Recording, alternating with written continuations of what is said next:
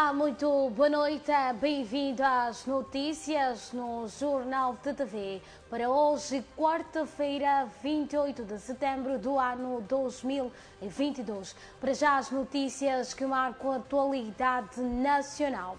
A lentidão no processo de migração dos acervos documentais das instituições públicas do análogo ao digital e a relutância na disponibilização são apontadas como algumas das principais barreiras no acesso à informação no país. A contestação é do Instituto de Comunicação Social da África Austral no país, no dia em que celebra-se o Dia Internacional de Acesso à Informação. Aos fatores referidos, o presidente do MISA Moçambique, Jeremias Langa, aponta igualmente o secretismo das instituições públicas como outro entrave. O acesso à informação em Moçambique está a dar os seus primeiros passos. Ainda não estamos ao nível do estágio que desejamos, portanto que é um estágio em que plenamente os cidadãos têm acesso à informação. Vocês são jornalistas e certamente já se depararam muitas vezes com pedidos de informação que não são respondidos atentamente. Ou seja, continua a haver uma cultura de algum secretismo por parte de algumas instituições. Essa cultura de secretismo deriva sobretudo da mentalidade dos funcionários que nós temos lá. Esta mentalidade, obviamente, tem fatores vários que influenciam. Uma administração pública muito envelhecida, que não se renovou prontamente. Isso significa que os funcionários públicos que estão lá são funcionários que ainda vêm do tempo analógico.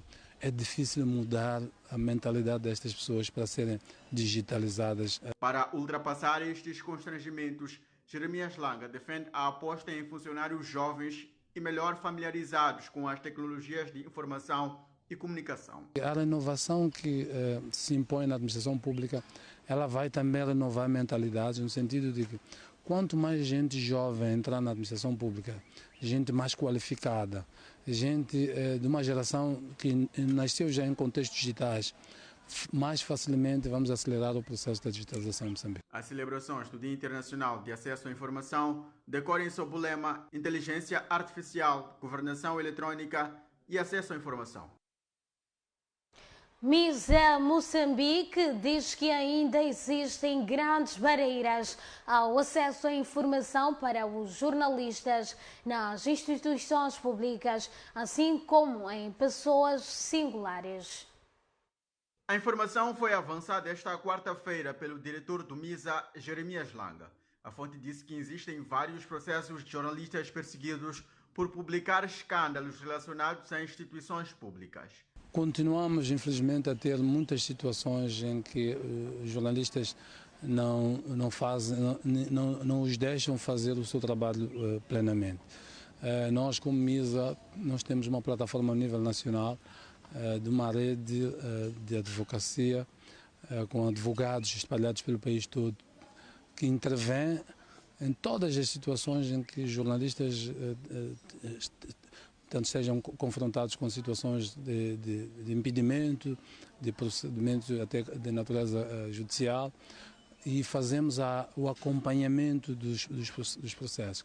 Portanto, temos números exatos, não estamos a falar em termos teóricos. A situação ainda não é encorajadora, portanto, continuamos a ter muitas situações de instituições, de pessoas de título singular que continuam a colocar barreiras para o funcionamento do trabalho dos jornalistas. No contexto, a fonte explica que a entidade que dirige está a levar a cabo ações de advocacia a nível das instituições do governo para proteger os profissionais de comunicação social. Nós estamos a fazer advocacia, e o nosso modelo de advocacia é trabalhar com as instituições do próprio governo. Trabalhamos, por exemplo, com o Provedor de Justiça, que é uma das instituições-chave ao nível do governo. Trabalhamos na questão do quadro legal, portanto, de influenciar mudanças no quadro legal. Trabalhamos com a Assembleia da República. Portanto, temos feito toda a arquitetura institucional no sentido de que as instituições já existentes compreendam que não há democracia sem uma imprensa livre. Portanto, a imprensa é um pilar fundamental da democracia. Não são poucas as vezes que os meios de comunicação social noticiam casos de jornalistas agredidos e processados criminalmente por reportarem casos considerados insensíveis, ligados ao governo ou gestores públicos do topo. O 12º Congresso da Frelimo, que teve seu fim antecipado, terminou com a eleição dos filhos de dirigentes e membros do novo comitê, com o destaque em si que vai para Florindo Nunes, filho do atual presidente da República, e Naito Chissano, filho de Joaquim Alberto Chissano. Os filhos dos antigos combatentes da luta de libertação nacional e, por sinal, figuras de relevo na Frelimo, foram eleitos no 12º Congresso da organização, que terminou esta terça-feira na cidade da Matola, província de Maputo. Trata-se de Florindo Jacinto Nussi, filho do reconduzido presidente da Frelimo e atual chefe do Estado, Filipe Nussi. Naitano Chissano, filho do ex-presidente do partido e da República, Joaquim Chissano. Anchia Talapa, ex-secretária-geral da Organização da Juventude Moçambicana e filha da ministra do Trabalho, Margarida Talapa. Na lista constam ainda Alberto Chipandi Júnior e Namatomo Alberto Chipandi, filhos do general na reserva e um dos fundadores da Frelimo, Alberto Chipandi. O Comitê Central da Frelimo, que passa a ser composto por 250 membros, é o órgão mais importante do partido no intervalo entre o Congresso. Durante a eleição, mais 6 ministros entraram no novo Comitê Central, nomeadamente o das Finanças, Max Tonella, da Justiça, Helena Kida, da Administração Estatal e Função Pública, Ana Conguana, dos Combatentes, Josefina Mpilo, e da Cultura e Turismo, ele da Administração Estatal e Função Pública, Ana Conguana, dos Combatentes, Josefina Mpilo, e da Cultura e Turismo, ele de Max Tonella, da Justiça, Helena Kida, da Administração Estatal e Função Pública, Ana Conguana, dos Combatentes, Josefina Mpilo, e da Cultura e Turismo, Eldivina Matirula. O presidente da Frelimo, Filipe Jacinto Nunes, defende a necessidade de se promover auscultações para se estudar a viabilidade das eleições distritais marcadas para 2023. Frelimo entende que é preciso estudar quanto dinheiro poderá ser gasto para a realização das eleições distritais, que estão a dividir opiniões com as forças da oposição a defenderem a sua realização no próximo ano. Sentimos-nos encorajados com a qualidade dos debates e contribuições dos congressistas que apontam caminho para o seu aprofundamento e aperfeiçoamento, considerando não só a vertente administrativa, mas também a sua dimensão financeira. Nunes advoga igualmente a pertinência de se promover auscultações com o fim de se averiguar a eficácia de tal escrutínio. No entanto, e como tem sido apanágio do nosso partido e do nosso governo, em todos os processos estruturantes, vamos promover auscultações e colher sensibilidades através de um processo participativo. A reflexão deve estar em torno da viabilidade ou não da realização das eleições distritais em 2024, tendo em conta o potencial risco de sobreposição de competências em matérias de jurisdição territorial. A reflexão deverá passar pela pertinência de um redimensionamento profundo da estrutura de representação do Estado na província, com vista a assegurar uma melhor articulação das ações de responsabilidade central desconcentradas ao nível da província. Numa outra altura, dissemos, e passo a repetir, não é o receio, mas sim a necessidade de agir racionalmente. Estes pronunciamentos foram feitos no término do 12º Congresso, realizado na cidade de Matola, província de Maputo. Filipe Nunes exigiu ainda o reforço de medidas dentro do Partido Frelimo para combater a corrupção. Paralelamente, no âmbito de boa governação e combate à corrupção, com vista ao fortalecimento dos órgãos da administração pública e à melhoria de prestação de serviços, O Governo vai apostar na reforma da administração pública, definindo ações estratégicas para forma a mitigar a prática de comportamentos desviantes por parte dos servidores públicos. É neste contexto que o Governo deve acelerar o processo de elaboração da Estratégia Nacional de Combate à Corrupção, bem como a implementação eficaz das medidas que têm em vista o combate ao branqueamento de capitais e financiamento ao terrorismo. Passados sensivelmente 2 anos, jovem implicado no caso de furto de uma viatura na província de Maputo declara-se inocente. É uma guerra instalada entre pessoas que sempre conviveram juntos na congregação em que frequentam algures na Matola. Segundo a denunciante, o caso teve início em 2020, quando ambos participavam de cerimônias fúnebres de uma irmã. Um ato impensável, o acusado esqueceu-se dos mandamentos e roubou a viatura da irmã da igreja. Eu ia nos falecimentos, eu enterrei quando queria desviar no sítio. Só que vinha uma caminhonete azul que estavam lá uns jovens. O vestuário, identifiquei, somos da mesma igreja. Então eu pedi socorro. Então o jovem disse que dá lá, mãe, o volante, eu vou te ajudar. Saiu de trás, veio entrar no volante, eu sentei ali ao lado. Eu disse, jovem, fica a fechar as portas, vem me entregar as chaves. Não desconfie de que ele ia fazer essas coisas. Terminou aquelas orações, está nos dar água para lavar as mãos. Ele vem me lavar as mãos. Quando me lava as mãos, entrega mais chave. Tinha aquela porta-jola onde eu estava trabalhando de Nampula, tinha meu nome matricula. Então eu não reparei a chave, só levei a chave e pus aqui. Você não controlou? A chave era... Não era a PIC. A PIC acho que foi entregar aquelas... A investigação deles. Apanharam que aquelas chaves é de uma Toyota cor preta. Entretanto, passados sensivelmente 2 anos, o caso ainda continua sem desfecho e a lesada clama por justiça. Eu espero haver a justiça, porque a juíza fez a parte dele. Então, esses outros que estão cá fora, é que eles estão a contribuir com o Derso que não me pagam o meu carro. De me devolver o meu carro. Ele pagar o carro. A nossa equipe de reportagem entrou em contato com o implicado que, por telefone, reconheceu o caso, mas alega não ter roubado a viatura em causa. Senhora Jéssica, boa tarde mais uma vez. É o seguinte, o caso, né? Sim. Eu tenho conhecimento do caso, o caso foi resolvido, foi resolvido no tribunal. Fiquei preso, foi resolvido no tribunal. E o tribunal decidiu para eu pagar a viatura. Eu estou a pagar a viatura. Mas eu, para dizer que não cheguei a roubar nenhuma viatura... No entanto, o acusado diz estar a pagar a viatura no tribunal, local para onde recomendou-nos a ir em busca de comprovativos. Eu estou a pagar a viatura no tribunal. Os comprovativos eu tenho. Era ainda ao tribunal, pedirei todas as provas. A Tua TV irá seguir este caso para trazer mais desenvolvimentos. O Ministério da Saúde manifestou esta quarta-feira preocupação com a elevada taxa de mortalidade materno-infantil registrada nos últimos anos.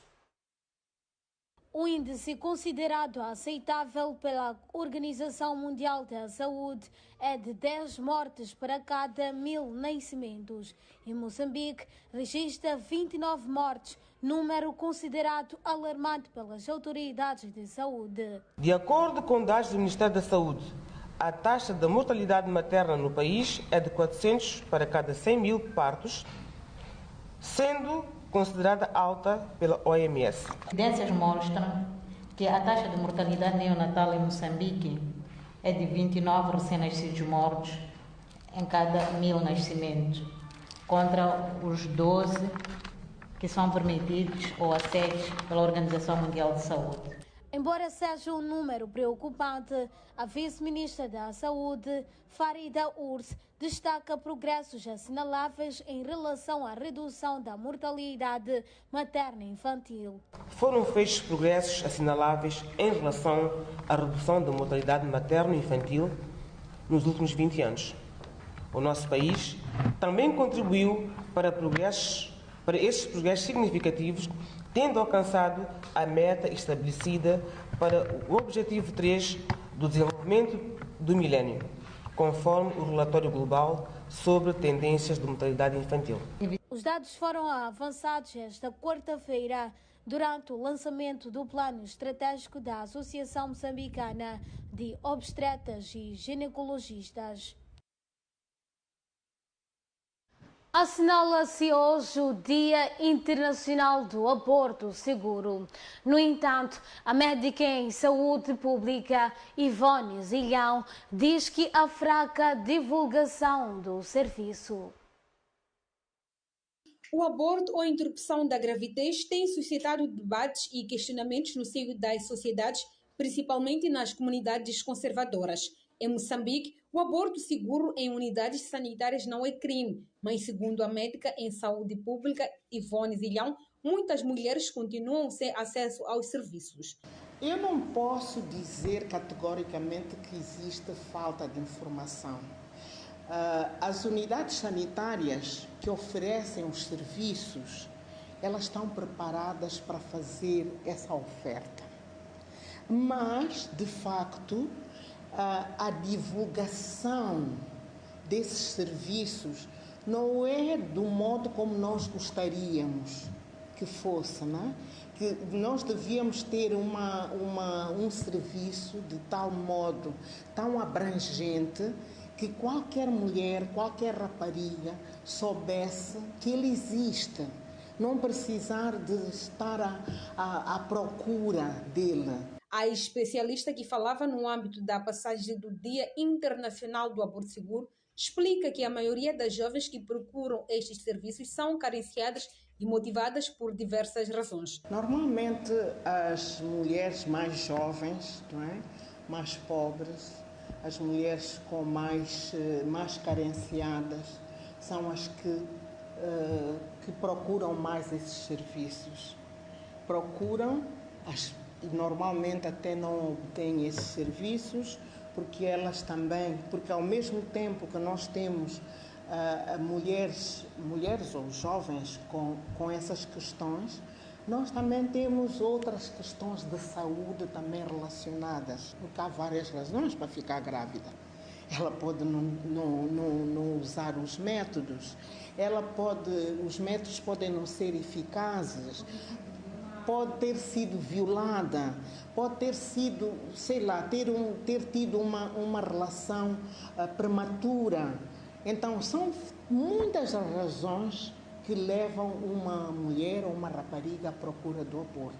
Para assinalar a data, várias organizações que trabalham na área de saúde sexual e reprodutiva desencadeiam diversas atividades com destaque para a divulgação de informações e sensibilização sobre a importância do aborto seguro.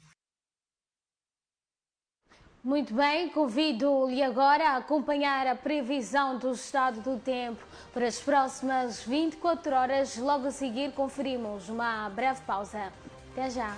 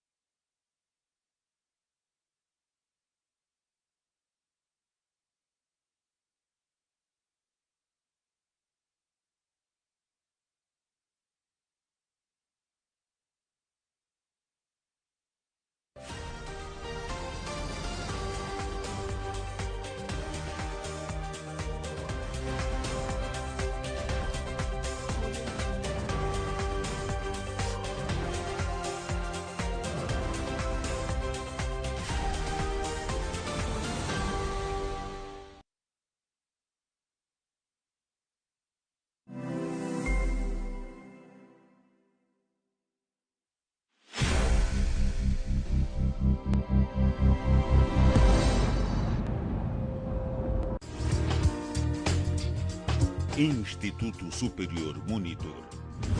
Desenvolver competências para o mercado do trabalho agora é possível. Centros de apoio ao estudante quase em todo o país. Oferecemos licenciaturas em várias áreas, manuais gratuitos, um tutor por estudante. biblioteca digital e plataformas virtuais de ensino. Instituto Superior Monitor, o ensino à distância, mais perto de si.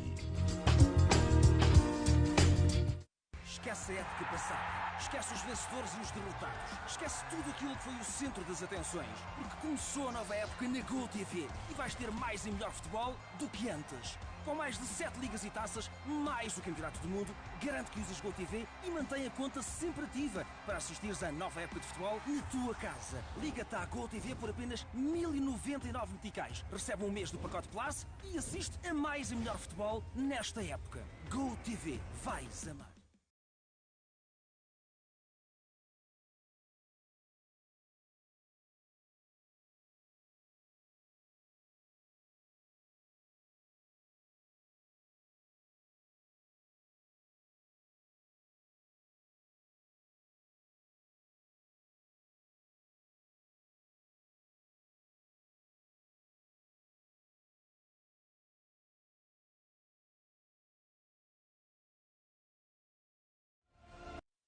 Dos melhores campos de futebol no mundo, as arenas emocionantes da NBA. Aposta nas tuas equipas, jogadores e ligas favoritas a qualquer hora e lugar com a Betway. Mergulha na ação. Faz levantamentos dos teus ganhos a qualquer momento através do Imola, M-Pesa ou Recarga Aqui. Métodos de depósitos seguros que prometem manter-te sempre dentro da ação. Registra-te hoje e recebe 5.000 meticais em apostas grátis no teu primeiro depósito. Visita a betway.co.mz e deposita agora.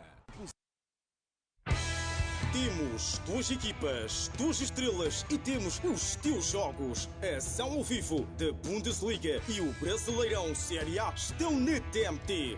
Venha jogar com o teu jogador favorito e a tua seleção favorita. Ao comprares o teu kit TMT por 1.300 meticais, ganhas logo um mês no pacote clássico Marrala. Ou recarrega a tua conta no pacote clássico por apenas 195 meticais semanal ou 550 meticais mensais para estares por dentro de tudo o que acontece no mundo digital. TMT, o mundo digital em sua casa.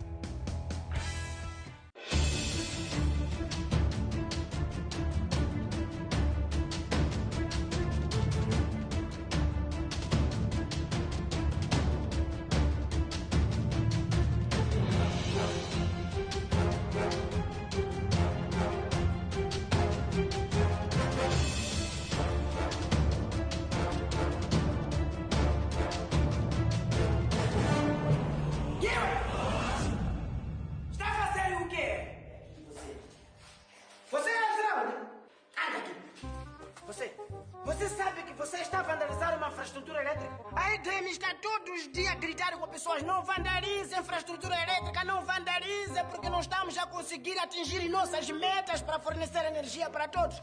Mas vem pessoa como você roubar.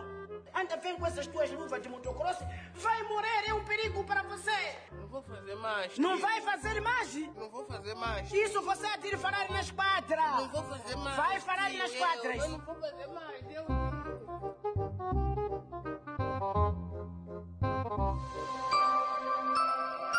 EDM, há 45 anos, iluminando Moçambique. Assista em direto a Bundesliga e Brasileirão Série A. Viva cada dribble, cada vitória e festeja cada golo.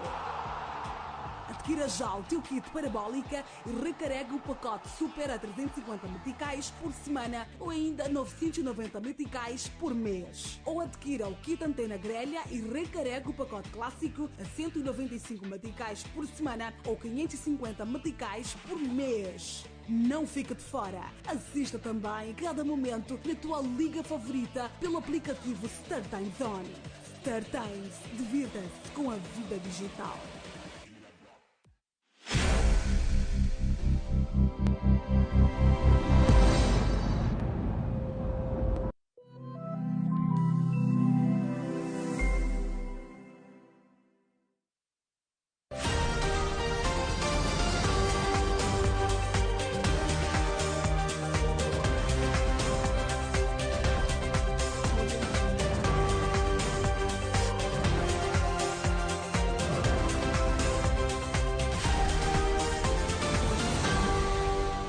Votos renovados de uma excelente noite. Estamos de volta ao Jornal TTV. Na página internacional, o Tribunal Sul-Africano adiou para o próximo mês o caso de 14 mineiros ilegais acusados da alegada violação coletiva de 8 mulheres numa mina abandonada em Johannesburgo para testes de ADN. Disse hoje fonte do Ministério Público Sul-Africano, citado pela Lusa. Os suspeitos compareceram na manhã desta quarta-feira perante o Tribunal dos Magistrados de Krugersdorp, pequena cidade mineira situada ao oeste da capital econômica do país. Entretanto, segundo a porta-voz do NPA, Pindi Mujonodawe, o caso foi adiado para 28 de outubro para testes de ADN e investigações adicionais. Pelo menos 6 imigrantes moçambicanos, incluindo um menor de 16 anos, encontram-se entre os 14 indivíduos acusados formalmente pela alegada violação coletiva de 8 mulheres há 3 meses na cidade mineira de Krugersdorp. Além de acusações de violação, os indivíduos enfrentam também acusações de assédio sexual, roubo em circunstância agravada, violação da lei de imigração relacionadas com o incidente e chocou o país, segundo as autoridades sul-africanas. Pelo menos 81 pessoas, na sua maioria imigrantes, indocumentados, foram detidas pela polícia sul-africana em julho, nas primeiras 48 horas, após o alegado incidente de violação coletiva numa mina abandonada na localidade de West Village. Segundo a polícia sul-africana, trata-se alegadamente de trabalhadores mineiros ilegais conhecidos localmente por Zama-Zama, oriundos de vários países africanos, nomeadamente de Moçambique, Zimbábue, Malawi e Lesotho. Pelo menos 43 moçambicanos foram detidos na sequência do alegado incidente de violação coletiva, anunciou fonte da polícia sul-africana à Lusa. A alegada violação coletiva de 8 mulheres originou uma onda de protestos populares violentos, onde centenas de moradores se juntaram às forças policiais, acusando os Zama-Zama pelo elevado nível de criminalidade na província. Um gangue armado invadiu em 28 de julho o local onde estavam a decorrer as filmagens de um videoclipe numa mina abandonada próximo de Krugersdorp e violou 8 jovens raparigas que faziam parte do elenco. A equipe de filmagem foi também assaltada, segundo as autoridades sul-africanas. MPLA repudia sons que visam alterar resultados das eleições presidenciais em Angola. Biro Político do Movimento Popular de Libertação de Angola, MPLA, no poder desde 1975, em comunicado considera contraproducentes quaisquer manifestações discursivas que contrariam a ação imediata do Executivo, consubstanciada em trabalhar mais e comunicar melhor. Neste momento, diz o MPLA, na nota consultada hoje pela Lusa, está focada na implementação coletiva do programa do governo sufragado nas urnas, tendo como premissa fundamental melhorar as condições de vida da população. O MPLA exorta todo o povo angolano, no sentido de repudiar veementemente todas as ações explícitas e veladas que visem alterar o sentimento expresso pelos angolanos nas urnas e opor-se às narrativas enviadas de intenções que alertam contra a soberania nacional, os seus titulares, bem como a dinâmica de desenvolvimento do país. O MPLA venceu as eleições de 24 de agosto, elegeu 124 deputados contra os 90 da União Nacional para a Independência Total de Angola, maior partido na oposição, que apesar de contestar os resultados aos seus deputados, ocuparam os assentos no Parlamento e o seu líder foi investido como conselheiro do presidente angolano, João Lourenço. Adalberto Costa Júnior, presidente da UNITA, disse no sábado passado, no final de uma marcha convocada pelo seu partido, que vai usar do seu poder como conselheiro de João Lourenço para o aconselhar mesmo e prometeu trabalhar lado a lado com o presidente angolano por Angola e pelos angolanos. O presidente da UNITA prometeu igualmente lutar dentro das instituições do Estado para a democratização do país e realizar várias manifestações de rua. Em resposta ao discurso do líder da UNITA, o MPLA afirma que jamais alinhará com forças políticas que não respeitam a Constituição e a lei, promovem subversão,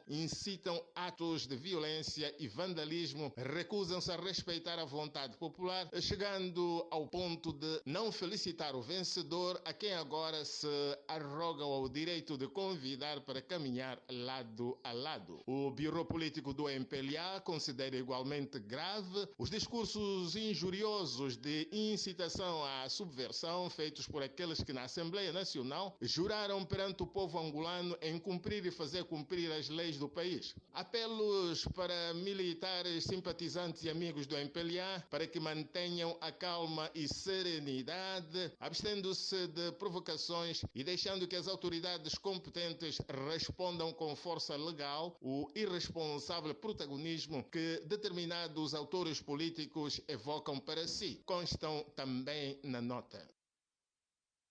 A Comissão Europeia propôs esta quarta-feira um 8º pacote de sanções à Rússia face à nova escalada de agressões, a escalada do Kremlin, assim que é na sua agressão à Ucrânia, com a realização de referendos fraudulentos, mobilização parcial e ameaça de recurso a armas nucleares.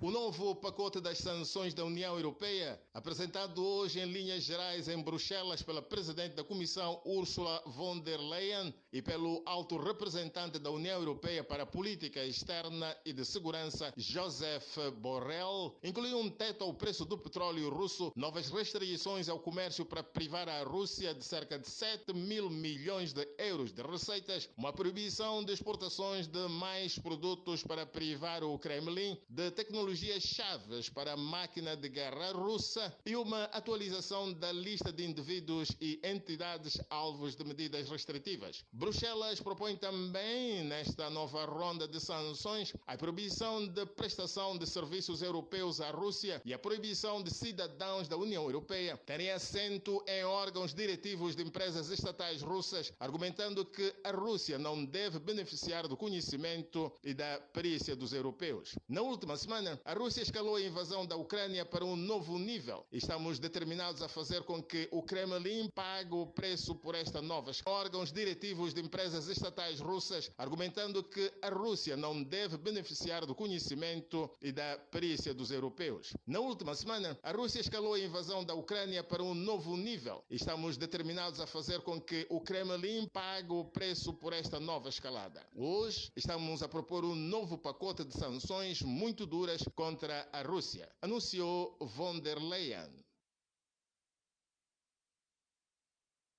E é desta forma que colocamos um ponto final à presente edição do Jornal TTV. Nós voltamos amanhã, pontualmente 19h50, para mais atualidade. Não perca logo a seguir o programa Entre Linhas. Boa noite, fique bem.